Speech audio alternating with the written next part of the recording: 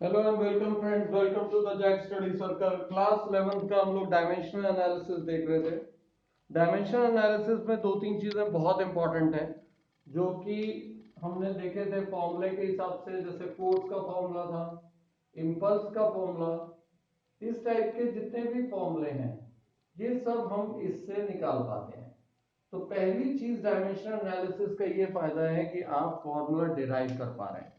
Second जो most important चीज है कि डायमेंशनल एनालिसिस से मैंने जैसा कि बताया था लास्ट टाइम भी कि इक्वेशंस के आइडेंटिफिकेशन कर सकते हैं हम लोग कि करेक्टनेस है या नहीं फिजिकल क्वांटिटीज में या फिजिकल इक्वेशंस में। तो वो एक चेक करने का एक तरीका होता है इसके अंदर।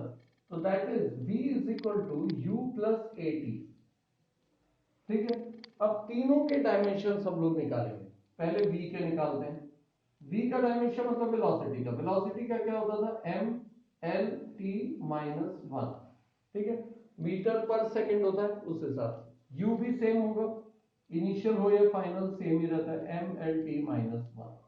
अब यहां प्रॉब्लम आएगी, ए टी क्या होता है? तो हम ए टी का निकाल के देखते हैं। ए होता है M L T minus two. या आप चेक करो अपने डायमेंशन एनालिसिस के मेथड को करके, इंटू टी। Into T.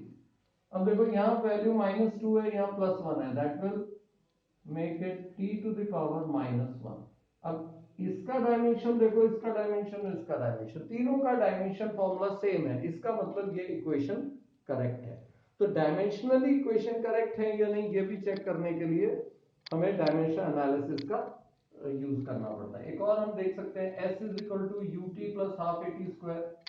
ये हम 8th 9th में ये इक्वेशंस पढ़ चुके हैं, लेकिन ये इक्वेशन तब आई कहां से थी ये अब हमें पता लगेगा कि ये डायमेंशन एनालिसिस के ऊपर ही पूरा गेम चल रहा था। s का डायमेंशन क्या होता है? m zero l one t zero. क्यों? क्योंकि ये क्या है? डिस्प्लेसमेंट। डिस्प्लेसमेंट मतलब लेंथ, लेंथ मतलब l1। अब हम ut के पास आते हैं। ut का डायमेंशन क्या है? u का होता है m l t minus one, और t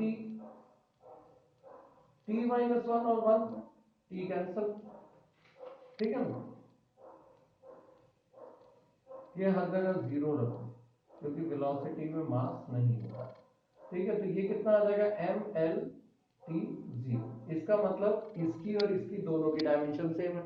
तीसरा भी चेक करते हैं। अब इसमें कांस्टेंट टर्म, तो कांस्टेंट टर्म को हमें कुछ नहीं करना है, हमें सिर्फ डायमेंशन देखनी है जो हमारे पास वेरिएबल्स है। हमारे एक्सेलरेशन का M L T minus two, और यहाँ पे क्या है? T square, that is T two. तो क्या बन जाएगा? M zero L T zero. That means इन तीनों की डायमेंशन सेम है। इसका मतलब s is equal to U T plus half A T square, जो हम बचपन से इक्वेशन पढ़ रहे थे, वो डायमेंशनली करेक्ट है। इस तरीके से हम लोग डायमेंशनल एनालिसिस का यूज करके इक्वेशन का ये पता लगाते हैं कि वो डायमेंशनली करेक्ट है या नहीं। हम कोई भी इक्वेशन बिना डायमेंशनली चेक किए यूज नहीं कर सकते, ये फिक्स है। सेकेंड इसका यूज है to establish the relationship between the related physical quantities. अब रिलेटेड फिजिकल क्वांटिटीज ये किसकी? मम्मी के पापा है। तो एकदम सिंपल टर्म्स में याद रखना है हमें कि कुछ भी इक्वेशन दी हो, हमें उसका रिलेशन फाइंड करना है। मतलब हमारे पास दो तीन टर्म्स होंगे, जैसे time period for example. Time period का रिलेशन हो सकता है लेंथ के साथ।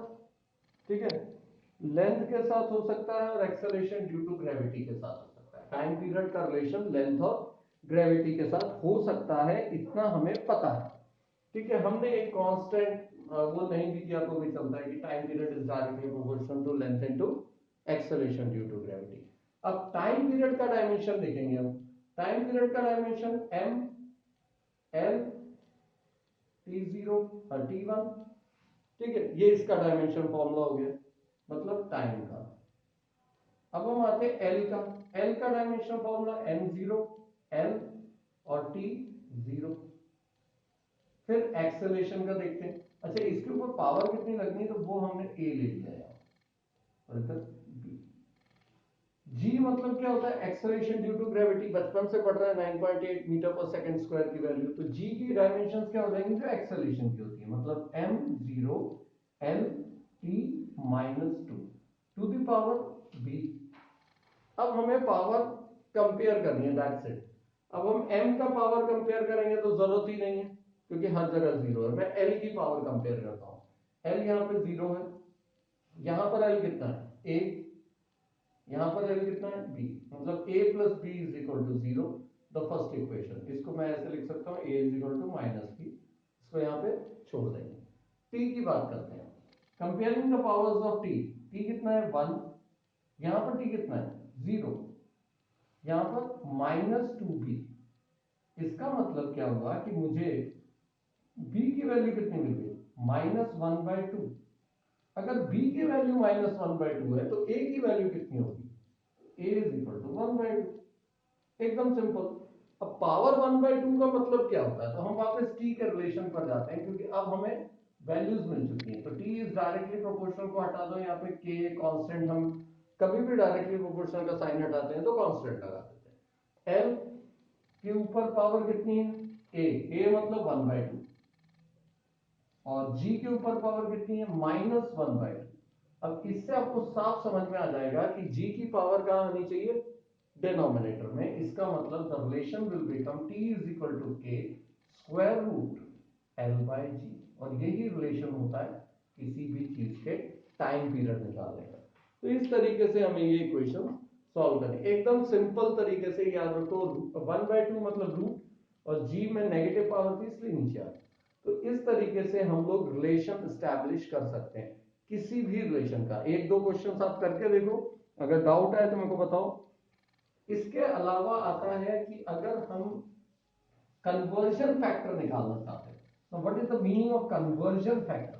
जैसे आपने सुना है कि 1 किलोमीटर में 1000 मीटर होते हैं। ये तो बहुत सिंपल सा मैं एग्जांपल ले रहा था कि ऐसे ही अगर हम देखें कि एक जूल में कितने अर्ग होते हैं, या क्या बोलते हैं इसको, न्यूटन में कितने फोर्स की जो यूनिट होती है डाइन कितने होते हैं। तो इस तरीके से अगर मुझे पता लगाना है, हम एक क्वेश्चन लेते हैं कि 1 जूल इज इक्वल टू कितने अर्ग,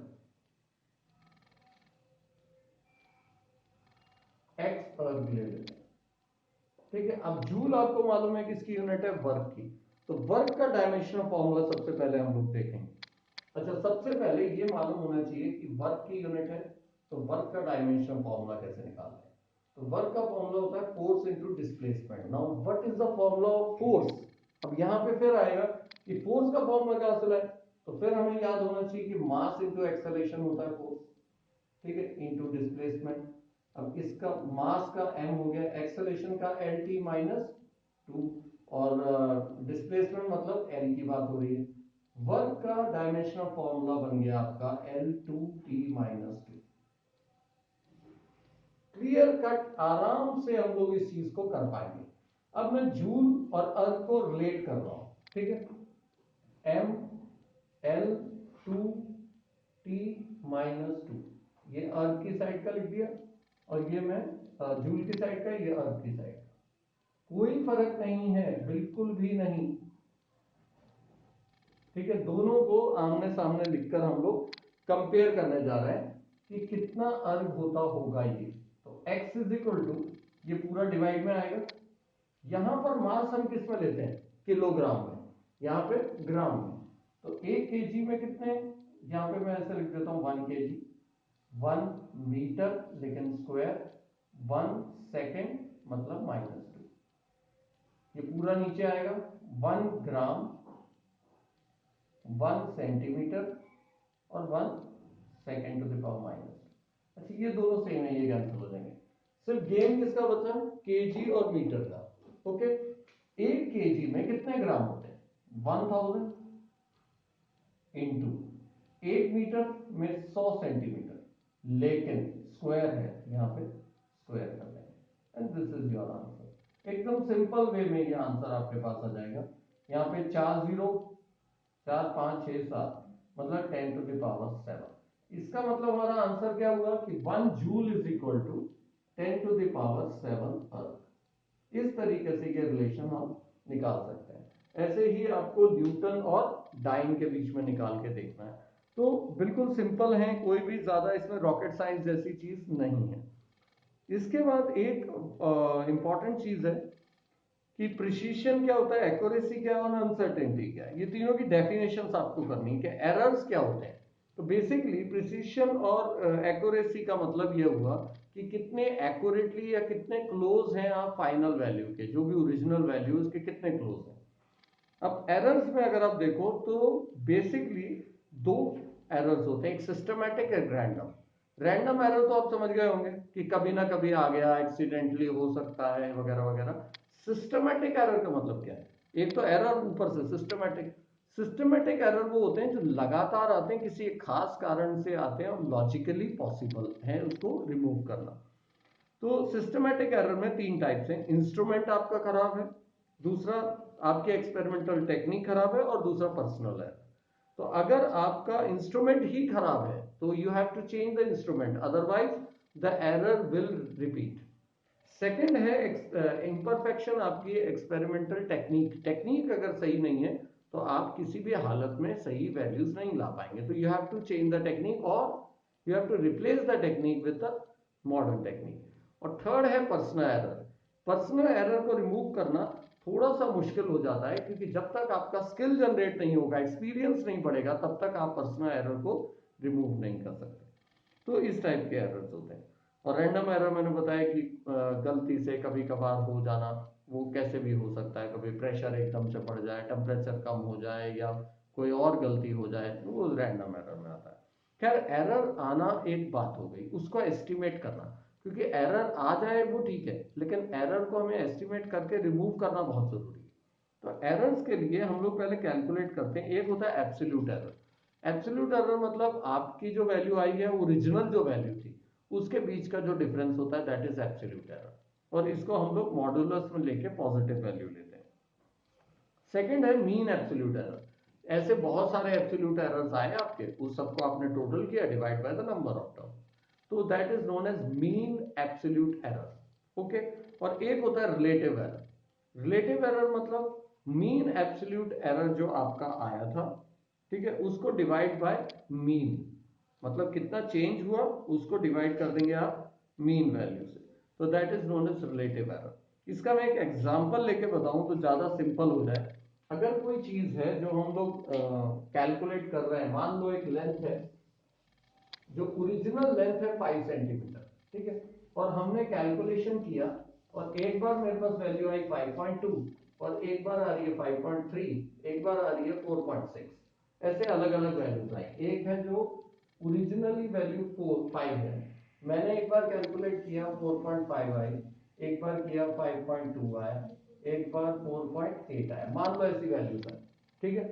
तो सबसे पहले मैं एब्सोल्यूट एरर निकालता हूं। एब्सोल्यूट एरर, एब्सोल्यूट एरर का मतलब क्या हुआ, ओरिजिनल वैल्यू से आप कितना आसपास हो, that is known as absolute error. और ये भी मॉडुलस में निकाला, तो इसका एब्सोल्यूट एरर कितना होगा 0.5, ठीक है। इसका एब्सोल्यूट एरर 0.2, क्योंकि मॉडुलस में है इसलिए पॉजिटिव ही वैल्यू लेनी, इसका 0.2। अब मीन एब्सोल्यूट एरर की बात हुई। मीन का मतलब क्या हुआ कि जितने भी आपके एब्सोल्यूट एरर्स आए सबका टोटल कर दो, 0.5 प्लस 0.2 प्लस 0.2 डिवाइड बाय कितने एरर, 3, ठीक है, जो भी आंसर आएगा 5 6 7 8 9, 0.9